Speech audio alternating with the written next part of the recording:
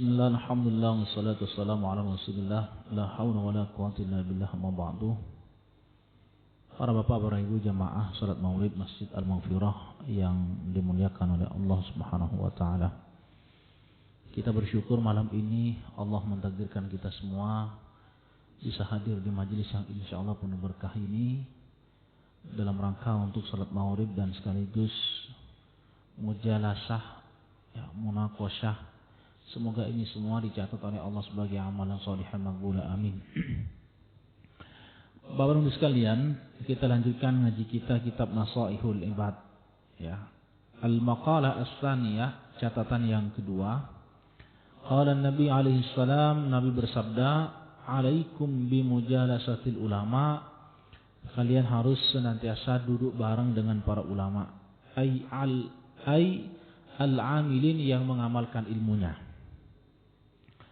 Wastima'i kalamin hukama, dan senantiasa mendengarkan nasihatnya orang-orang yang ahli hikmah, ahli tasawuf, ya. Al-alimin bidatillahi ta'ala, orang yang alim, tahu tentang zat Allah.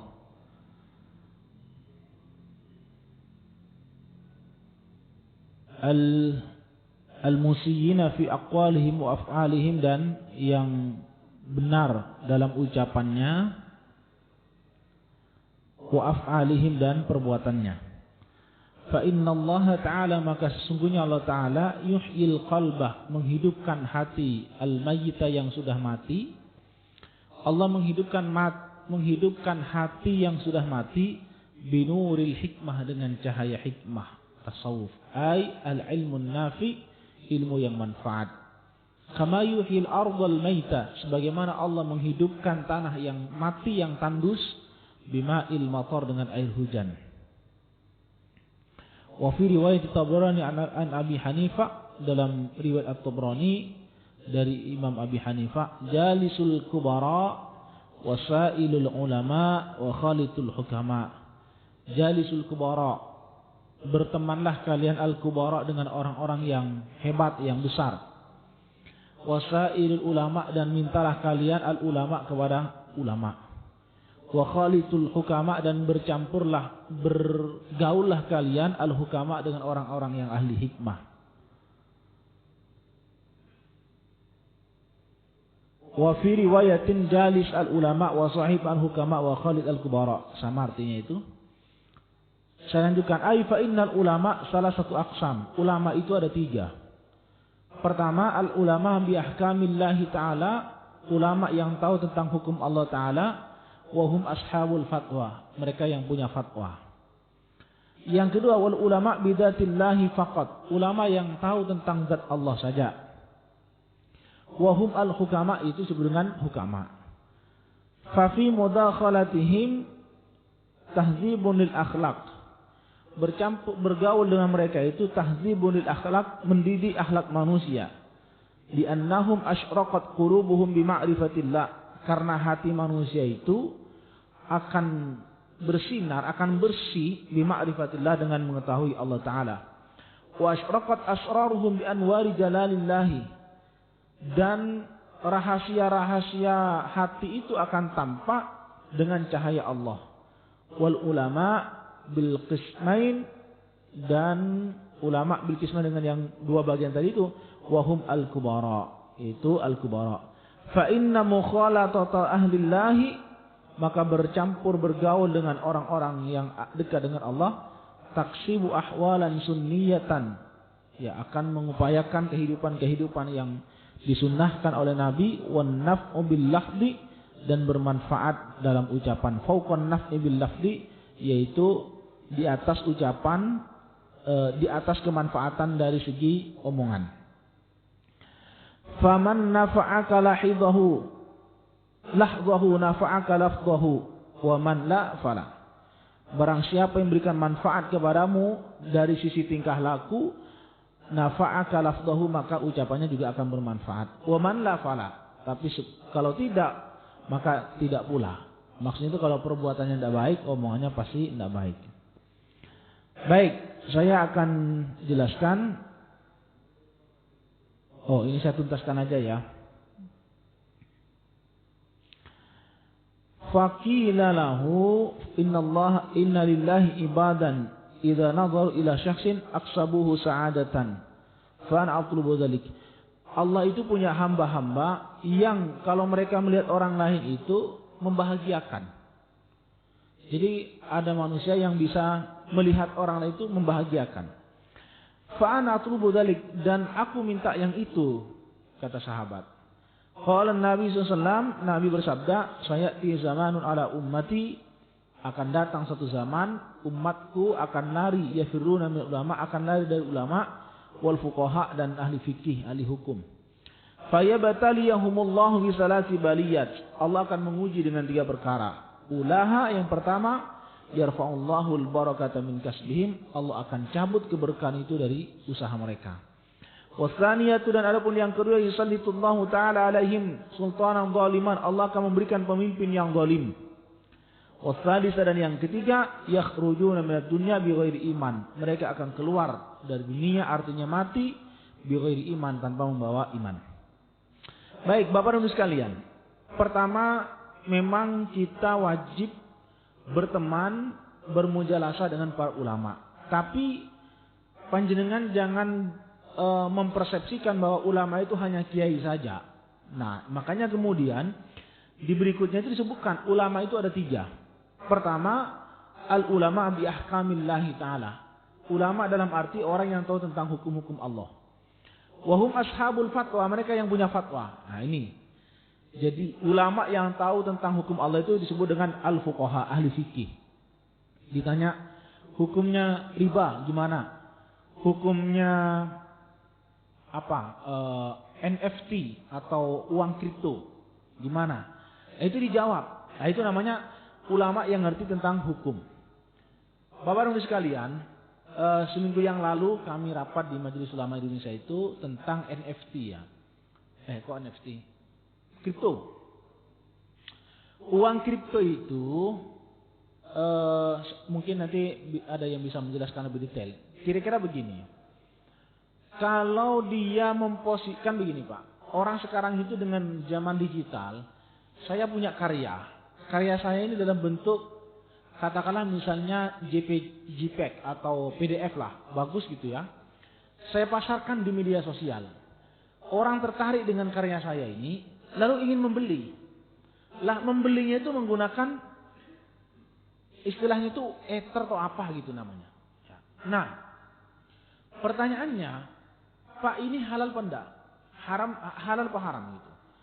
Jawaban saya, kalau ether itu menggantikan uang rupiah, jelas tidak boleh. Karena kita hanya mengakui satu-satunya mata uang yang diakui oleh negara hanya rupiah.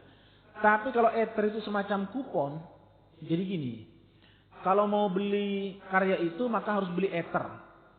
1 ether harganya 10.000 misalnya ini. Itu boleh kalau difungsikan sebagai kupon.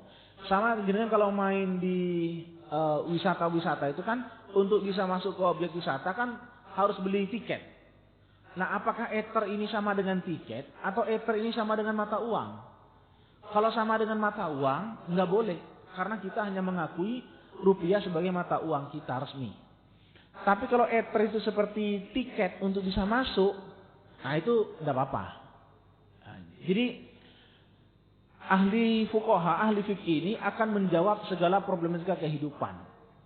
Loh Ustaz, kok bisa ulama tahu tentang semua kehidupan? Begini Pak, sekarang ini yang harus dikembangkan oleh kita itu adalah ijtihad jama'i namanya.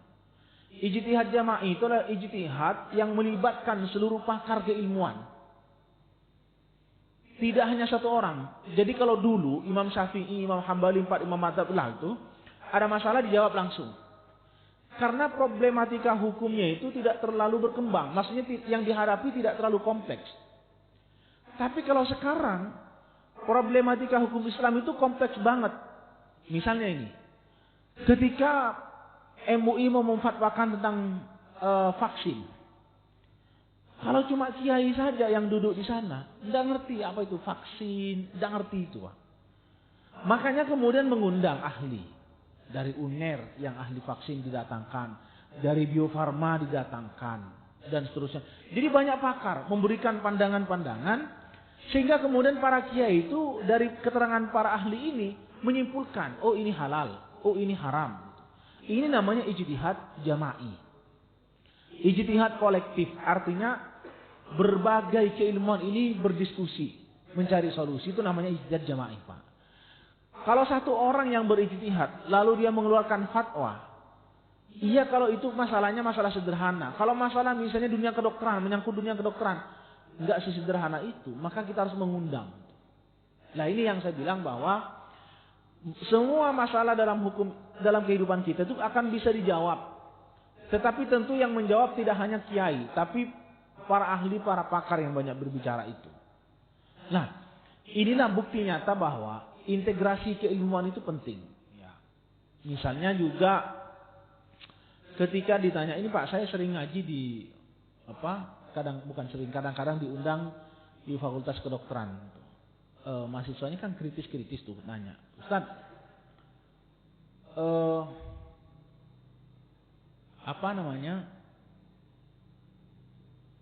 kenapa kalau perempuan itu suaminya ketika meninggal itu harus menunggu masa iddah untuk bisa kawin lagi? Iya. Tapi kalau laki-laki kenapa istrinya meninggal tidak perlu masa iddah, langsung kawin aja bisa itu? Apalagi sudah meninggal, nggak meninggal aja boleh kawin lagi kok? Itu. Nah pertanyaannya, kenapa kok ada perlakuan yang berbeda antara laki dan perempuan? Kalau panjenengan jawab dalam kitab fikih, itu jawabannya hanya dua. Satu, masa berkabung. Yang kedua, ingin mengetahui rahim ini isi apa tidak. Lalu dibantah oleh anak-anak UNER itu. Pak, sekarang zaman sudah canggih. Ada namanya USG. Teknologinya sudah modern. Orang sekarang hamil 1 minggu aja, dokter tahu ini ada janin di rahimnya ini. Tahu dokter. Nah sekarang ada orang meninggal suaminya. Terus setelah itu keesokan harinya ada orang pengen kawin sama dia. Tapi untuk mengetahui dia itu hamil apa tidak, datanglah ke dokter, di USG sama dokter. Kata dokter, nggak ada janin, bersin. Apakah dia boleh langsung menikah keesokan harinya? Ini kalau orang menjawabnya dengan fikih Pak, ya begitu-begitu doang. Oh ini masa berkabung. Loh, berkabung kok hanya berlaku untuk istri. Emangnya suami kalau istrinya meninggal tidak berkabung? Dikejar Pak. Nah itu bisa dijawab dengan pendekatan biologi dan psikologi. Psikologinya begini, bahwa laki dan perempuan itu diciptakan oleh Allah dengan jiwa yang berbeda. Kalau laki-laki itu Pak, cenderung itu tidak tahan. Maksudnya itu begini. Untuk hidup menahan diri 4 bulan membujang itu susah bagi suami. Tapi kalau istri itu bisa. Dan istri itu kehilangan suami itu tidak begitu mudah untuk menghilangkan. Untuk move on itu susah. Itu memang jiwanya itu diciptakan oleh Allah demikian. Yang kedua, secara biologis, bahwa rahim seorang perempuan itu Pak, itu kalau habis hubungan intim, itu ada zat-zat tertentu yang menempel di dinding rahim seorang perempuan. Dan kalau itu menikah dengan orang lain lalu terjadi persetubuhan, maka zat itulah yang berbahaya untuk keduanya. Kenapa banyak, mohon maaf, PSK itu terjangkit penyakit HIV? Karena gonta-ganti pasangan. Itu jawaban yang bisa diterima. Nah ini yang saya bilang bahwa ke depan itu ilmu pengetahuan ini harus diintegrasikan. Tidak cuma satu doang. Jawabnya pakai apa? Pakai fikih gitu. Tidak begitu menarik. Ada masalah-masalah tertentu dijawab dengan fikih itu bisa dibantah. Itu. Ya, contohnya kayak ini tadi. Sama dengan misalnya lalat. Hadis Nabi itu kalau ada lalat masuk ke dalam minuman ini, kata Nabi itu cemplungkan. Itu kalau orang berpikir ahli fikih, gimana ya cara menjelaskannya? Kok ada lalat masuk ke dalam gelas minuman, suruh cemplungkan. Ini yang bisa jawab adalah orang kedokteran. Emangnya di lalat itu ada apa sih gitu? Ternyata kalau panjenengan baca itu, lalat itu sayap kirinya itu Pak mengandung penyakit. Tapi sayap kanannya itu mengandung zat yang bisa menetralisir penyakit. Makanya kata Nabi kalau ada lalat masuk ke dalam minuman, cemplungkan. Khawatir dia menebarkan penyakitnya, menyebarkan virusnya, tapi zat yang penetralnya tidak disebarkan gitu. Makanya suruh cemplungkan. Itu. Nah ini hal-hal yang begini ini itu harus dijawab dengan menggunakan pendekatan-pendekatan ilmu pengetahuan yang kompleks gitu. Tidak hanya fikih. Gitu. Makanya sekarang ini kolaboratif itu penting. Sekarang ini Pak, perguruan tinggi keagamaan dengan perguruan tinggi negeri umum itu berusaha untuk kolaborasi. Karena ilmu pengetahuan ke depan itu memang harus diintegrasikan. Saya tadi pagi itu baru menghadiri acara seminar. Bahwa nggak bisa sekarang itu. Kenapa misalnya kayak UIN itu sekarang buka fakultas umum. Fakultas psikologi, fakultas kedokteran, fakultas apa gitu. Karena menyadari bahwa ilmu itu memang harus diintegrasikan. Nggak bisa berdiri sendiri gitu. Nah ini ya. Tadi yang saya bilang ahli fikih. Yang kedua ada al-ulama yang mengetahui tentang zat Allah. Yang kita sebut dengan ahli hikmah. Atau ahli sufi. Dia tidak begitu alim kalau suruh ngaji. Tapi hatinya itu tulus dan ikhlas Pak. Gitu. Dan orang seperti ini banyak. Tidak banyak omong. Tapi hati itu suci dan bersih gitu. Nah. Saya cerita sedikit. Ada kiai saya dulu itu cerita begini. Waktu pulang ke Madura. Itu pagi datang, sore mau balik ke Surabaya. Sama umiknya tuh dibilangin, jangan balik sekarang. Gak bisa Mi, saya janjian gini sebagainya lah gitu. Maksa. Bener Pak, memaksakan diri balik di sore hari, ternyata kecelakaan. Lalu dia mikir gini, kiai saya tuh mikirnya gini, apa umi itu melarang itu memang sudah ada firasat? Terus jangan balik sekarang gitu. Mungkin sudah ada firasat gitu ya. Saya memaksakan itu mesti ada sesuatu gitu. Nah, padahal umiknya itu kalau disuruh ngaji kita nggak bisa. Tapi hatinya ini tulus dan ikhlas Pak. Jadi ada sesuatu yang kadang-kadang dirasakan gitu loh. Dan orang begini ini Pak, ada yang disebut dengan ahli hikmah. Ulama sufi itu. Nggak begitu banyak tahu hukum, tapi karena hatinya saking bersihnya itu kadang-kadang merasa gitu. Ada kadang-kadang juga bangun pesantren gitu ya. Pamit sama kiainya. Kiai saya mau bangun pesantren. Di mana nak? Di sini. Kiainya lihat. Jangan bangun di sinilah. Kenapa Kiai? Kan secara logika ini pinggir jalan, tempatnya strategis, bla bla bla segala macam. Nggak tahu hati saya nggak serkaja gitu. Benar dipaksakan akhirnya terbongkar bahwa tanah itu tuh bermasalah. Tanah itu mau bermasalah Pak. Tidak bisa dibangun pesantren itu. Jadi kadang-kadang ada model-model orang seperti ini. Ya. Mampu melihat sesuatu ke depan. Menjangkaui akal manusia. Secara akal itu harusnya tidak begini. Tapi dia bisa lihat gitu. Bisa membaca gitu. Itu yang disebut dengan ahli hikmah. Bukan dukun loh Pak. Dukun itu lain lagi. Lihat tangannya. Oh ini rezekinya ada di timur ini. Ah ini dukun ini. Nah itu memang oleh Allah itu diberikan kelebihan untuk menjangkau melebihi akal manusia itu ada. Nah orang-orang yang seperti disebut dengan ahli hikmah. Sekali lagi ini bukan dukun, ya bukan dukun bukan. Kadang-kadang di antara kita Jawa Madura itu hampir sama sebetulnya. Menganggap hari-hari tertentu itu sial. Saya itu tidak sepakat. Kok ada hari sial itu? Wong yang menciptakan hari itu Allah gitu. Kamu jangan berangkat hari ini ya nak. Nanti akan ketemu naga di sebelah sana gini. Itu logika saya itu. Masa iya Allah menciptakan itu seperti ini gitu kan enggak. Soal kemudian ada hari yang terbaik ya. Sayyidul Ayyam hari yang paling indah itu hari Jumat ya. Tapi bukan berarti selain hari Jumat itu lalu dikatakan hari yang tidak baik. Kamu kalau mulai usaha ya, buka warung, mulai hari Rebo, jam 9 pagi, jangan lebih dari itu. Ya, bagi saya, ya enggak tahu lagi, saya kurang begitu percaya begitu itu. Semua hari itu baiklah. Ya. Sama juga, mantenan kadang-kadang, jangan hari Jumat, jangan hari Minggu. Lembong kosongnya itu hari Minggu, ya nggak ada yang datang, yang diundang itu. Artinya begini bahwa jangan menganggap hari-hari tertentu itu hari sial, tidak ada. Semua hari itu baik, tapi ada hari yang paling baik. Itu aja. Ini dalam keyakinan saya itu seperti itu. Sampai sekarang begitu. Baik. Yang ketiga ada ulama yang Al-kubara. Al-kubara itu orang-orang besar ya, pejabat. Ya, kemudian ya orang-orang yang berduit itu. Itu dalam hadis Nabi, orang-orang seperti itu perlu didekati karena orang-orang yang seperti itulah yang bisa mengantarkan kita pada kebaikan. Kalau panjenengan ingin sukses, mau membangun apa sajalah, itu 4 sahabat ini penting. Ya, Sayyidina Abu Bakar itu orang yang sepuh, bisa menasehati. Yang kedua, Sayyidina Umar itu pemberani, tidak takut, pokoknya benar sikat itu.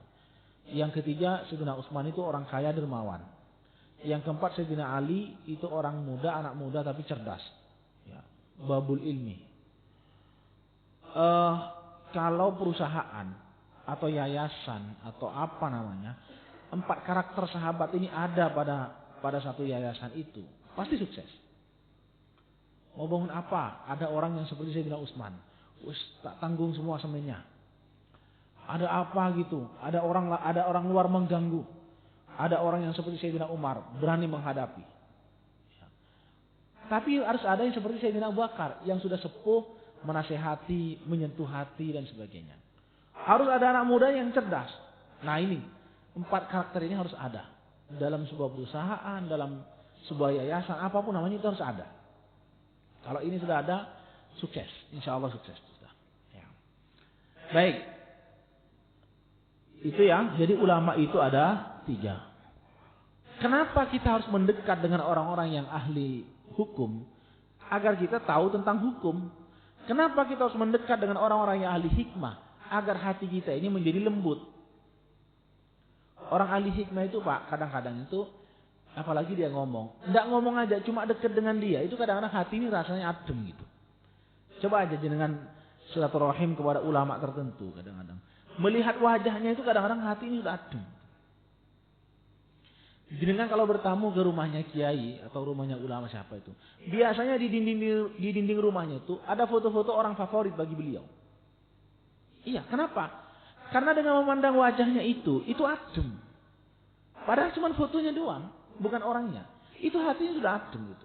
Coba aja dengan kunjung ke ulama siapa lah gitu. Mesti di dinding rumahnya itu ada foto-foto orang favorit untuk beliau. Iya, dilihat fotonya siapa gitu kan. Habib Umar bin Hafid, fotonya Kiai Maimun Zubair almarhum, fotonya siapa. Itu dilihat begitu udah adem hati ini.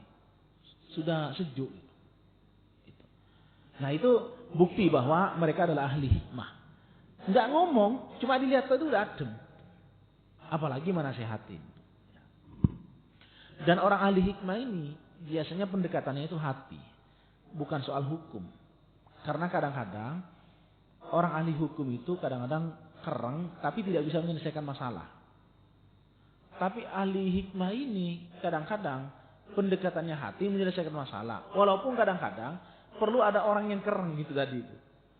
Misalnya begini Pak. Ditanya. Ada orang membunuh orang 99 orang. Dalam kitab-kitab ini kan ada cerita itu. Ada seorang bajingan membunuh 99 orang. Lalu dia mau bertaubat. Tidak sampai bertaubat, dia mati. Ditanya kepada orang ahli hukum, gimana ini hukumnya? Ya tidak bisa. Oh dia belum bertaubat kok, cuma ingin taubat, tapi belum bertaubat. Tidak bisa. Tetap di neraka. Tapi kalau jenengan tanya kepada orang ahli hikmah, ahli sufi, gimana ini kiai statusnya? Sudah dengan niat baik itu, dia sudah dicatat kebaikannya. Anggap saja dia sebagai seorang yang soleh. Makamkan dia bersama dengan orang-orang yang soleh. Nah ini kan beda perspektif Pak. Orang ahli hukum beda. Oh, ini kan belum taubat, kan masih ingin taubat, tapi kan belum dicatat ini. Tapi kalau orang ahli hikmah, enggak. Dengan niat yang tulus itu sudah cukup membuktikan bahwa dia betul-betul ingin taubat. Nah ini kadang-kadang dua sosok ini pendekatannya, perspektifnya itu berbeda. Nah itu yang harus dipahami ya. Oke, baik. Bapak dan Ibu ada pertanyaan sampai sini? Tidak ada ya? Kalau tidak ada kita lanjutkan.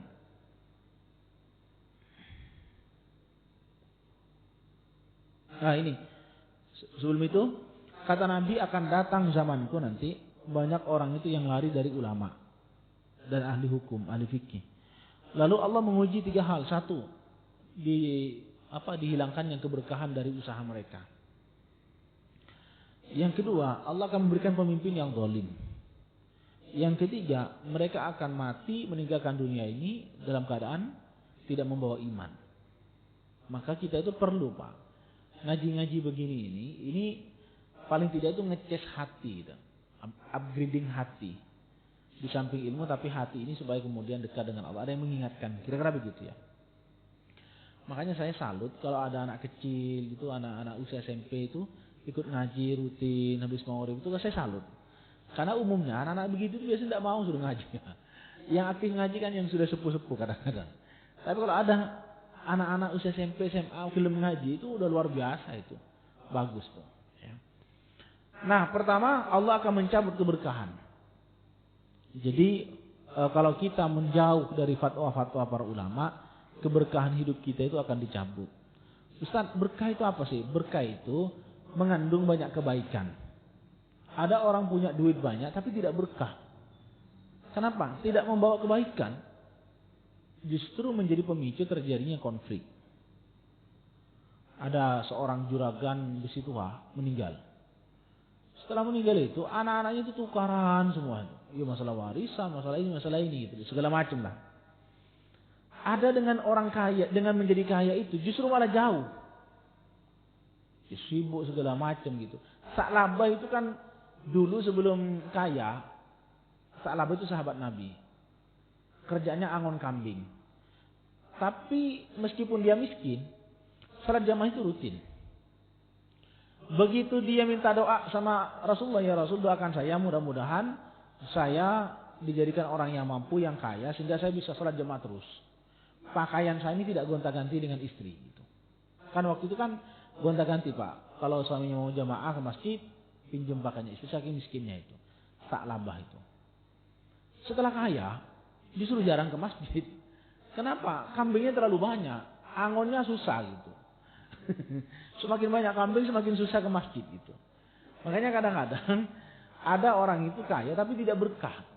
Ada orang itu nggak terlalu kaya tapi berkah gitu. Anaknya bisa kuliah semua, jadi orang hebat gitu. Itu namanya berkah, Pak. Iya kan? Orang-orang kampung itu secara naluri akal pikiran itu mau punya anak bisa kuliah itu dari mana? Wong nggak punya apa-apa. Saya ini punya guru ya di Surabaya Utara itu. Kerjanya cuma guru ngaji. Guru ngaji itu paling mentok gajinya 1 juta. Anggaplah 1 juta. Anak itu 7. Berarti dia tinggal 9 sama istrinya kan. Tidak kerja apa-apa. Tapi 7 anak ini kuliah semua tuntas. Ada yang 1, ada yang S2. Itu yang saya bilang berkah. Sedikit tapi berkah, Pak. Ada orang kaya tapi tidak berkah. Lalu saya punya teman senior saya jauh, ASN.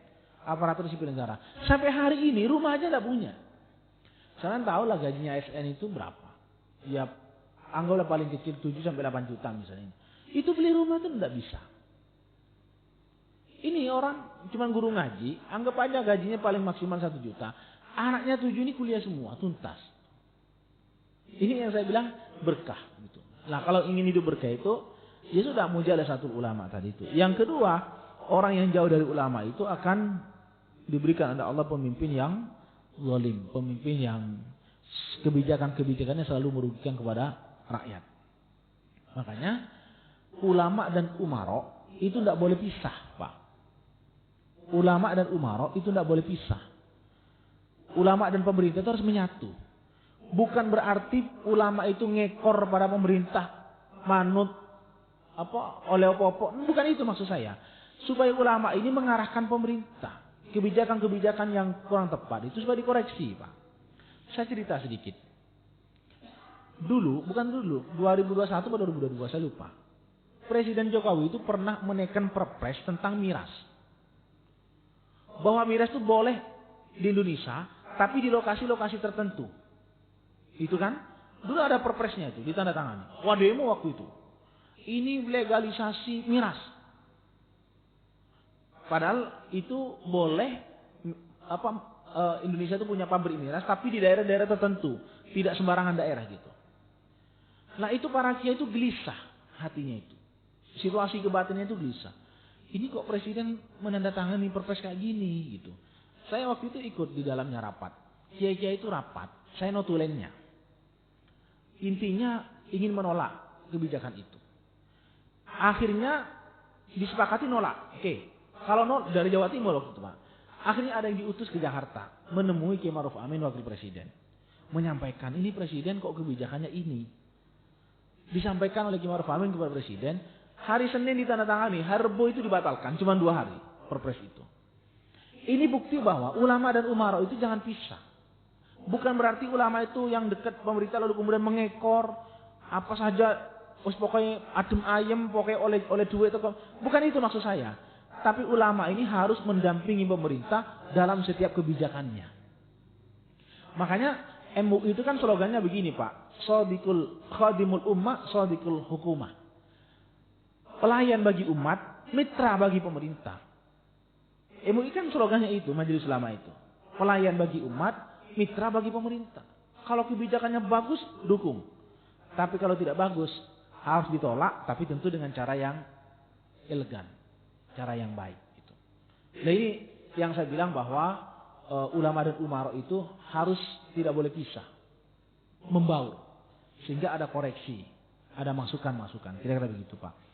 Jadi kan kalau lihat di YouTube itu ada seorang kiai ceramahnya itu tidak enak. Versi saya tidak enak. Jangan dekat-dekat dengan ulama. Yang ulama itu dekat dengan pemerintah. Lalu pertanyaan saya, kalau dekat dengan pemerintah tapi dalam rangka memberikan nasihat, apa salah? Itu. Sehingga saya mengkoreksi pernyataan-pernyataan itu yang menurut saya cukup tendensius. Itu pernyataan apa gitu. Lihat aja di YouTube banyak itu. Ada seorang ulama ngomong, jangan dekat-dekat dengan ulama, yang ulama itu dekat dengan pemerintah. Ya kalau untuk kebaikan, kenapa nggak boleh dekat gitu? Iya kan? Pak. Sekarang ini saya ceritakan aja. Pemerintah sudah mengakomodir yang namanya pondok pesantren. Dulu Pak, yang namanya pondok pesantren itu termarginalkan, tidak direken. Alumni mana? Alumni pesantren. Alah paling bisa ngaji. Dulu. Sekarang alumni pesantren itu disetarakan. Dan pemerintah memberikan insentif bagi para penghafal Quran. Ya, Surabaya kan ada itu. Para penghafal Quran itu didata, itu diberikan insentif walaupun tidak banyak. Ya artinya kita untuk banyak kan bertahap, tapi paling tidak ada perhatian gitu maksud saya. Nah, begitu-begitu penting. Karena banyak saudara-saudara kita, teman-teman kita itu yang punya kemampuan menghafal Quran, kemampuan ini. Tapi kadang-kadang kurang diperhatikan, dianggap orang hafal Quran itu sekampungan lah kira-kira begitu. Enggak juga gitu. Siapa yang akan menjamin bahwa generasi kita itu menjadi generasi emas kalau moralitasnya tidak dibangun? Iya kan? Maka moralitas anak kita harus dibangun, Pak. Nah, dibangunnya itu dengan cara tadi pendidikan karakter. Pendidikan karakter itu pendidikan yang berbasis pada nilai-nilai keagamaan tadi itu. Kejujuran, integritas, dan sebagainya gitu. Oleh Ustaz, sekarang ini banyak profesor tapi korupsi. Nah, itu maksud saya. Orang kalau cuma pinter otaknya saja, tapi hatinya tidak diasah dengan iman dan ilmu pengetahuan, ya sudah, berarti dia kepandaiannya, kecerdasan itu hanya untuk menjelakakan orang lain. Dia tidak pernah mikir bahwa kebijakan dia itu menyengsarakan rakyat. Tapi kalau orang punya hati nurani, dia akan berpikir kebijakan ini sudahlah menyusahkan rakyat dan sebagainya itu. Sampean sekarang ini kan ada program, bukan ada program, sudah jalan sekitar 5 tahun yang lalu, 1 desa 1 miliar. Iya kan? Itu sama dihala di desa-desa itu. Masa iya kepala desanya 1 M itu diberikan untuk pembangunan semuanya? Kan belum tentu juga ya. Saya tidak ngomong iya, tapi belum tentu juga itu. Makanya jabatan-jabatan kepala desa itu sekarang jadi rebutan. Ya beberapa waktu yang lalu kan Madura sampai Carok antar kepala desa gini. Itu ujung-ujungnya jabatan. Karena duit Pak. 1 desa 1 M. Itu. Ya dan sebagainya lah gitu. Itu yang saya bilang bahwa kita ini ulama dan umaro harus bersatu. Bersatu maksudnya itu saling koreksi, saling memberikan masukan gitu. Baik, saya kira itu. Terus yang kedua, al-maqalah as-tsaniyah, catatan yang kedua. An Abi Bakar As-Siddiq, dari Bakar As-Siddiq radhiyallahu anhu, semoga Allah meridhoinya, man dakhala al-qabra bila zadin, barang siapa yang masuk ke kuburan tanpa bekal, ay minal amali shalih, amal salih, fa ka'annama rakibal bahra bila safinatin, seakan-akan dia masuk ke dalam lautan tanpa perahu. Ay fayaghriqu gharqan, maka dia akan menjadi tenggelam. La khalasa lahu, yang tidak akan ada akhirnya, illa biman yunkiduhu, kecuali dengan orang yang bisa menyelamatkannya. Kama qala sallallahu alaihi wasallam, sebagaimana Rasulullah SAW bersabda, mal mayyitu fi qabrihi illa kal gharitil mughawwis. Tidaklah mayit yang ada dalam kuburan itu kecuali seperti orang yang tenggelam. Al mughawwis ay at-talib li an yughasa. Artinya orang yang meminta tolong, mayit yang minta tolong, orang yang tenggelam tapi minta tolong. Jadi orang mati di dalam kuburan itu seperti mayit, seperti orang yang tenggelam minta tolong. Orang tenggelam itu kan tolong gitu kan itu. Lah mayit itu begitu, seperti itu. Dia tidak bisa apa-apa, dia hanya menunggu hadiah dari kita. Apa hadiahnya? Ya doa. Doa mudah-mudahan diampuni dosanya gitu. Dan sebagainya. Hanya itu yang bisa diandalkan, Pak. Orang sudah mati itu tidak bisa berbuat apa-apa. Hanya menunggu orang yang peduli memberikan doa untuk dia. Makanya tradisi kita itu kadang-kadang ada kirim doa setiap malam Jumat, didatangi makamnya. Kadang-kadang ada yang tradisi begitu, ada yang tidak mau. Tidak apa-apa, tapi tetap mendoakan mayit itu manfaat. Apa istilahnya, memberikan dampak positif. Kalau mendoakan orang mati itu dikatakan tidak nyampe, lalu untuk apa kita sholat jenazah itu ada doa Allahumma firlahu warhamhu wa'afi wa'fanhu. Kan itu kan doa, Allahumma firlahu, ampuni dia ya Allah, warhamhu, dan sayangilah dia ya Allah. Nah, kalau doa dianggap tidak nyampe kepada orang yang mati, untuk apa kita berdoa di sholat jenazah itu di takbir yang ketiga? Kan itu kan bacanya Allahumma firlahu warhamhu wa'afi wa'fanhu. Dalam keyakinan saya, doanya keluarganya itu pasti nyampe kepada orang yang sudah meninggal dunia, Pak. Makanya Bapak Ibu sekalian, sering-seringlah mengingat keluarga yang sudah meninggal dunia dengan cara berbuat baik. Apa berbuat baiknya? Mungkin jenengan sedekah. Ya sudah, saya sedekah atas nama si fulan. Bapak saya sudah meninggal ini, mudah-mudahan dosanya diampuni. Nanti ketemu anak yatim, sedekah kepada anak yatim. Nanti ada apa lagi? Orang pinggir jalan ngemis-ngemis minta nasi, belikan nasi bungkus, kasihkan dia. Itu sedekah yang bisa menyelamatkan kita. Makanya Ustadz Yusuf Mansur itu menulis buku tentang keajaiban sedekah. Bahwa orang sedekah itu kadang-kadang Pak ada sesuatu yang ajaib yang tidak bisa masuk akal gitu. Ya. Afdhalul ibadah idkhalus surur. Ibadah yang terindah itu membahagiakan orang lain. Nah, sedekah itu membahagiakan. Saya mungkin pernah cerita ya, saya pernah perjalanan dari Surabaya ke Bandung, waktu itu naik kereta. Saya dapat tempat duduk, tapi ada seorang ibu sambil gendong bayi, bukan bayi ya, anak kecil nangis jujur Pak. Saat itu manajemen perkereta apian masih belum seperti ini. Jadi belum ada AC, cuma ada kipas angin dulu. Anak ini nangis gitu. Ibunya di bawah karena nggak dapat tempat duduk gitu. Saya waktu itu mau ke Bandung, kok lihat ibu ini kok nggak teko gitu. Saya persilahkan, Bu sampean di atas saja, biar saya di bawah. Nah, pada saat pulang balik dari Bandung ke Surabaya, saya tuh nggak dapat tiket. Jadi saya harus duduk di bawah itu. Kok dilala, ada seorang ibu-ibu, kayaknya ASN ini mau pergi ke Surabaya sama anaknya, tapi anaknya nggak jadi. Kursi itu kosong. Lalu saya tuh didatangi sama ibu ini. Pak, sampean kok di bawah? Iya Bu, saya nggak dapat tempat duduk gitu. Sini bareng saya gitu. Ini punya anak saya, cuma anak saya nggak jadi berangkat. Sampai tempati bareng saya. Ibu-ibu sudah tua, kayaknya ASN.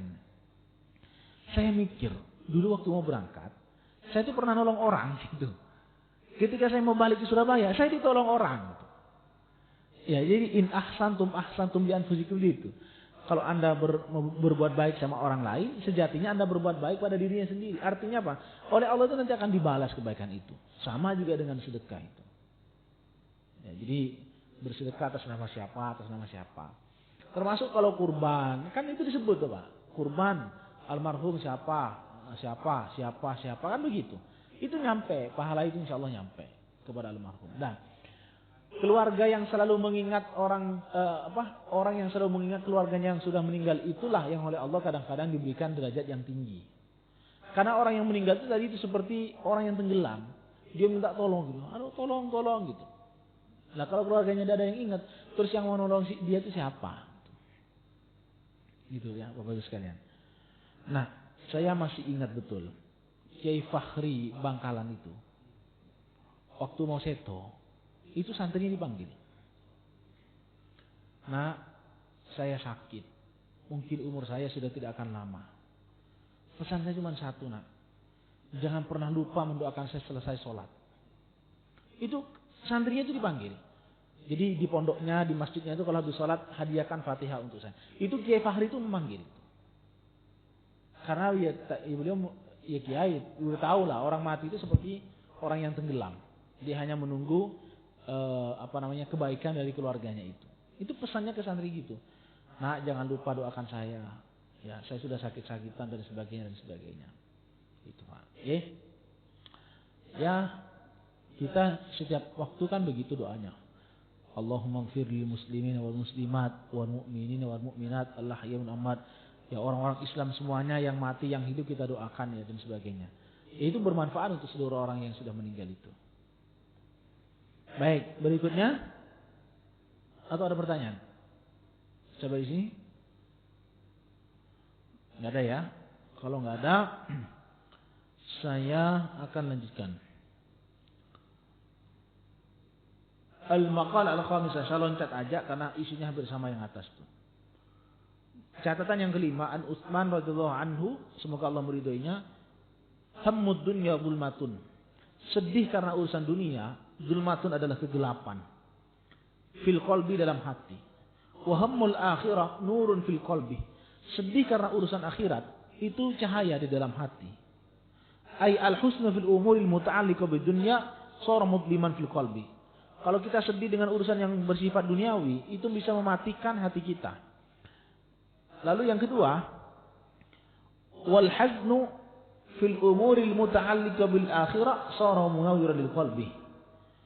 Sedangkan sedih dengan urusan yang berbau akhirat akan menyinari hati kita. Makanya Nabi doanya, Allahumma la taj'alid dunya akbar hammina wa la mablagha ilmina. Ya Allah, jangan jadikan dunia itu adalah tujuan saya yang paling inti. Wa la mablagha ilmina, dan bukan tujuan inti saya belajar. Ilmu yang saya miliki tujuannya bukan untuk mencari keduniaan. Gitu. Ya walaupun dunia itu dapat. Karena orang yang selalu sedih dengan urusan dunia itu bisa menggelapkan hati. Gelap itu artinya hati kita itu tidak tercahayai oleh sinar Allah, oleh cahaya Allah. Tapi kalau kita sedih dengan urusan akhirat, setiap hari mikir, gimana ya nanti kalau misalnya orang sudah meninggal, kayak apa, dipikir begitu itu Pak. Itu menjadikan hati kita ini semakin dekat dengan Allah dan semakin semangat beribadah. Itu. Tapi kalau kita terlalu sibuk dengan urusan dunia, itu ya sebetulnya zulmatun fil qalbi. Kegelapan dalam hati. Hati kita ini susah menerima cahaya Allah itu. Karena yang ada di pikirannya setiap hari urusan dunia gitu. Apa nggak boleh Pak mikir? Boleh, bukan boleh, harus mikir dunia. Tapi itu hanya wasilah untuk mendapatkan kebahagiaan di akhirat. Karena kebaikan di dunia itu, karena kekayaan di dunia itu bisa mengantarkan kebahagiaan di akhirat kalau kita kelola dengan benar. Dia tadi itu orang sugih. Masjid Al-Maghfirah sedang renovasi. Sudah, berapa anggarannya? 100 juta. Saya tutup. Lah ini kan orang kaya, tapi kan untuk kebahagiaan di akhirat kan bagus nih Pak. Makanya saya bilang dunia itu penting ya. Kesempatan yang lalu saya ngomong dunia ini penting karena dengan kekayaan di dunia ini bisa mengantarkan hidup bahagia di akhirat. Nah, kalau semua umat Islam itu miskin, mau bangun masjid mau biro gini, tidak ada yang nyumbang, terus gimana masjidnya bisa jadi gitu kan? Maka penting itu. Kaya tapi digunakan, dikelola untuk kebaikan. Kira-kira itu ya. Kayaknya sudah azan Pak. Belum ya? Belum? Hah? Sudah. Tapi di sini belum bunyi ya? Oh iya. 1 menit.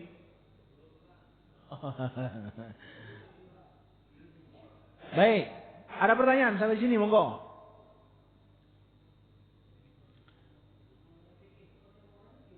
Gimana?